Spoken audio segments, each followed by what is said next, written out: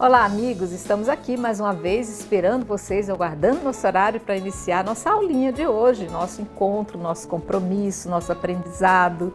E para iniciarmos todo o nosso estudo, conto com a presença dos nossos mestres. Hoje estou aqui com a presença da professora Amélia, obrigada. Eu é que agradeço. Diácono José Carlos, muito obrigada também. Estamos juntos. Professor também, os dois professores do EDAP. Quem quiser aprofundar mais, quem quiser ter um tempo a mais, quem quiser se dedicar mais, procure as aulas do EDAP, a Escola Diocesana Escola Diocesana de Agentes Pastorais, que todo ano se propõe a fazer essa caminhada. É um curso tão bom, já fiz isso aí, foi bom demais, 3 anos, mas é uma vezinha, é uma semana por mês. Acaba não sendo tão pesado. E eles são nossos mestres lá no EDAP e se propuseram a fazer esse trabalho aqui com a gente hoje. E é uma coisa que a gente agradece demais, porque falta tanto professor que possa ensinar, né? Então, nós que já estamos na caminhada, já sabemos que nós estamos estudando a Epístola de São João, a primeira epístola, e nós queremos então pedir que você continue, você que está chegando agora, abra então, já depois dos 4 evangelhos, depois de Atos, depois de Hebreus, você vai encontrar a Epístola de São João, capítulo 4. Nós estamos a partir do versículo 7, vamos até o 16 hoje, para nós entendermos bem o que esse texto vai nos dizer. O compromisso que nós vamos ter que assumir com esse texto, com essa palavra de hoje. Vai tratar da fonte da caridade. Amados, amemo-nos uns aos outros, pois o amor vem de Deus, e todo aquele que ama nasceu de Deus e conhece a Deus. Aquele que não ama não conheceu a Deus, porque Deus é amor. Nisto se manifestou o amor de Deus por nós. Deus enviou o seu Filho único ao mundo para que vivamos por ele. Nisto consiste o amor. Não fomos nós que amamos a Deus, mas foi ele quem nos amou e enviou-nos seu Filho como vítima de expiação pelos nossos pecados. Amados, se Deus assim nos amou, devemos nós também amar-nos uns aos outros. Ninguém jamais contemplou a Deus. Se nos amarmos uns aos outros, Deus permanece em nós e o seu amor em nós é realizado. Nisto reconhecemos que permanecemos nele e ele em nós. Ele nos deu o seu Espírito e nós contemplamos e testemunhamos que o Pai enviou o seu Filho como Salvador do mundo. Aquele que confessa que Jesus é o Filho de Deus, Deus permanece nele e ele em Deus. E nós temos reconhecido o amor de Deus por nós e nele cremos. Nós vamos ficar por aqui, embora o texto siga, mas é bom a gente primeiro compreender essa primeira metade desse texto do capítulo 4, que vai de 7 a 16, aí na sua Bíblia. Eu quero começar então, para que a gente tenha um cenário completo, fazer uma pequena memória. Eu vou pedir, Amélia, você pode fazer essa memória, fazer um pequeno cenário para que a gente entenda quando é que aconteceu esse relato, em que momento pode ter sido escrito e qual a pretensão dele quando colocou essa epístola para nós. Essa é uma epístola, né? Uhum. Terá sido escrita pelo ano 110 depois de Jesus, né? Então, essa primeira carta, ela tem uma forma de epístola. Nós não sabemos para quem ele escreveu. Deve ser para todas as comunidades cristãs, né? E tem um recado para permanecer firme no amor de Cristo. E parece, às vezes, um comentário do Evangelho de João. Verdade. Lembra muito, né, Amélia? Lembra muito. Nós percebemos que existem diversas divisões nas igrejas, né? Divisões. A gente fala assim, divisões que vêm de fora, mas também divisões de dentro da comunidade também. Mas parece que as pessoas das comunidades têm um grande amor por Deus. Uhum. Isso demonstra tanto no Evangelho como na carta também, na epístola, né? Além disso, também tem muita gente que considera em pecado aqueles que não vivem permanecendo em comunhão com Cristo, para eles, né? Embora não pratique o mandamento do amor fraterno, eles são influenciados também pelo movimento que negam que Jesus de Nazaré fosse a encarnação de Cristo. Então, são coisas que vêm de fora, né? E que ele fosse filho de Deus. Então, para um grupo chamado gnósticos, um grupo cristão de gnósticos, a palavra divina teria descido sobre aquele homem, né? Jesus, no momento do batismo. E, então, como assim? Na hora do batismo, o divino entrou em Jesus. Né? É isso que eles falam.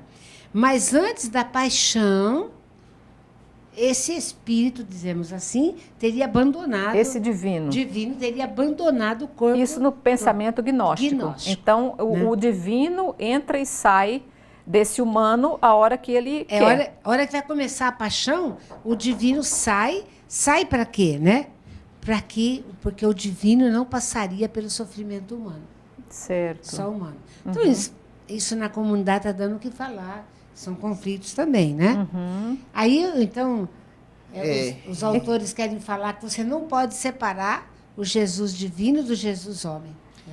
É a doutrina das duas naturezas de Jesus. Natureza humana, natureza divina. E é um grande mistério que hoje para nós é um pouco mais fácil da gente compreender, como nós comentávamos. Mas naquele momento em que estava se finalizando a etapa da revelação, era difícil para eles compreenderem. E devido a essas influências externas, de um lado o judaísmo, que negava a Santíssima Trindade, negava que Jesus era Deus. De outro lado, os gnósticos, que negavam a humanidade de Jesus. A comunidade ficava sob essas influências. E então, devido a esses conflitos, vai se delineando a verdadeira doutrina revelada por Jesus Cristo. Por isso que nós temos aqui muitos paralelos, inclusive, com o Evangelho de São João. A carta é bem posterior e nós temos vários paralelos afirmando essa doutrina. Agora, a perícope, né, o trecho que nós acabamos de ouvir, ele nos leva à essência do cristianismo, que é o amor. Deus é amor. E se nós somos filhos de Deus, nós também devemos amar. E não somente a Deus, mas amar também ao próximo. Então ele chega naquilo que é o distintivo, porque Jesus, aí tem mais um paralelo com o Evangelho. No Evangelho, Jesus disse: nisso conhecerão que vocês são meus discípulos. Se vocês amardes uns aos outros, como eu vos amei. Aí ele retoma essa que é a essência do ser cristão. Que a comunhão com Deus só é possível se eu amo meu irmão. Então eu poderia dizer que a característica maior nossa, como filhos de Deus, é a manifestação desse amor também em nós, né? Mas a gente partir de exemplo bem prático. Se você é uma semente de laranja, de você vai nascer um pé de laranja e deste pé de laranja vão ser produzidos laranja. Não pode um pé de laranja produzir maçã. Filho de peixe, peixinho é. É, isso. Então, se todos nós somos uma criação de Deus, todos nós nascemos com potencial de amar. Porque Deus que nos fez é o amor por excelência. Então, fica difícil nós entendermos um homem, uma mulher, uma família que não tenha essa manifestação de amor, essa demonstração de amor, esse resultado de amor que deveria vir de toda essa descendência divina, né? Deus toma a iniciativa, Ele vem ao nosso encontro e Ele nos oferece o amor. Aqui nós temos a revelação desse amor de Deus que se dá na pessoa de Jesus Cristo. Mas Deus respeita o nosso livre-arbítrio. Dizia Santo Tomás, Santo Agostinho, que a graça supõe a natureza. Então Deus respeita a nossa natureza. Para essa graça acontecer, para nós vivermos o amor, para que o amor de Deus permaneça em nós, nós devemos dar o nosso sim. Porque Ele respeita nosso livre-arbítrio. E uma coisa muito importante que a Epístola fala também, que não basta você conhecer a doutrina e você pertencer a uma comunidade, mas é a prática do amor, da justiça que indica quem nasceu de Deus. Né? Que a gente fala. E o que a gente viu até agora nos programas anteriores, né, primeiro, logo no capítulo 1, que existem 3 critérios para estar em comunhão com Deus, né? Que é a luz. Libertar-se do pecado andando na luz, viver o mandamento do amor, preservar-se do mundo e dos anticristos, que eles vão chamar, né? E também 3 critérios para estar em comunhão com Deus, que é justo, que é vivendo na justiça como filho de Deus. Aí é libertar do pecado e praticar a justiça, viver o mandamento do amor, que você já falou, a exemplo de Jesus, e preservar-se do mundo dos anticristos, discernindo os espíritos. E o que a gente vai ver agora, que você já falava na questão da caridade. Então, toda a epístola vai reunir em torno disso. Né? Então, comunidade sofrida, cheia de problemas, que vem internamente e externamente, e vai ajudar a comunidade a discernir o que é. Então, aqui nós estamos diante de uma comunidade que sofre influências terríveis de seu tempo, né? E manifesta essas tendências, essas influências e essas dúvidas no segmento de Jesus também, né? Então, esses mestres que conduzem essas comunidades, no caso, essa comunidade que é conduzida por João, vai ser orientada firmemente por João para que permaneçam nesse amor como uma manifestação específica de serem filhos desse Deus, né? Mas logo aqui no versículo 12, vai dizer que ninguém jamais contemplou a Deus. É interessante, né? Ninguém jamais... Se Jesus era a imagem de Deus, né? Sim, mas justamente aí que está a plenitude da revelação. Ninguém contemplou a Deus, Espírito. Lá no Antigo Testamento mesmo, o profeta diz, que eu vou morrer porque eu vi a Deus. Então, ninguém viu a face de Deus. Deus se revela através da pessoa de nosso Senhor Jesus Cristo. Jesus é a plenitude da revelação do amor de Deus. Mas aqui também tem uma crítica àquelas pessoas da comunidade, e as de hoje também, chamados espiritualistas, no sentido de que busca a comunhão com Deus diretamente, mas não busca comunhão com o irmão. Também está implícito aqui nesse trecho. Então ele diz, ninguém contemplou a Deus. Mas quem nos revela Deus é o próprio Jesus, né? Então ninguém contemplou a Deus. Se nos amarmos uns aos outros, Deus permanece em nós. Porque a origem desse amor vem de Deus. Jesus revela para nós esse amor. Ele infunde o espírito de amor, o Espírito Santo, em cada um de nós. Agora, se nós nos amamos, ele permanece. Se nós não nos amamos, nós entristecemos esse Espírito Santo, o Espírito de amor que está em nós, e aí ele já não permanece. Ele não se afasta, mas nós acabamos nos afastando dele.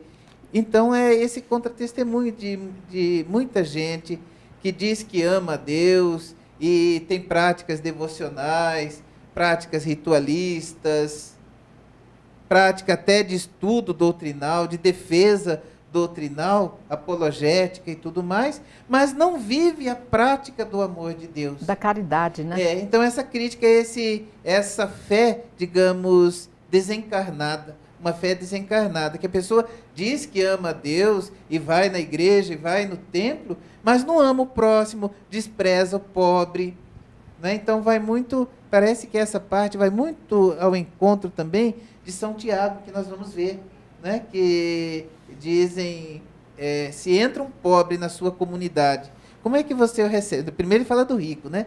Quando entra um rico, como é que você recebe? O primeiro lugar, incenso e tudo mais. E se entra um pobre, coitado, esfarrapado? Senta lá no estrado, senta lá no fundo. Como que é a sua comunidade? Então é isso. Se nós dizemos que contemplamos a Deus, mas não nos amamos, estamos enganando a nós mesmos. Porque o amor vem de Deus, mas ele se enraiza, fortalece na fé, e essa fé é em Jesus como Filho de Deus. Né? Então, para dizer que Jesus é Filho de Deus, humano e divino, né? E a razão do amor, não se pode separar Cristo homem do Jesus divino. E quando ele fala assim, se Deus nos amou primeiro, nós também devemos amar-nos uns aos outros. Não contemplamos Deus, mas por que nós conhecemos Deus? Pela prática do amor. Pela prática do amor. É interessante, né? A gente vê, tentando ainda partir para os sinais que a gente observa, né? Filho de leão, um leãozinho pequenininho, bebezinho, já manifesta todo o trejeito da sua herança, né? Genética, né? Com aqueles, mostrando dente, mostrando as patas, tentando atacar. Quer dizer, ele quer se tornar a manifestação da origem dele. E aquele, então, que não busca ser manifestação do amor de Deus, ele acaba realmente perdendo essa identidade, consequentemente, perde toda essa filiação também nessa manifestação, né? Mas nós temos ainda um texto ainda para a gente estudar mais para frente, mas como a gente precisa fazer um pequeno intervalo, nós vamos dar uma paradinha, mas já voltamos.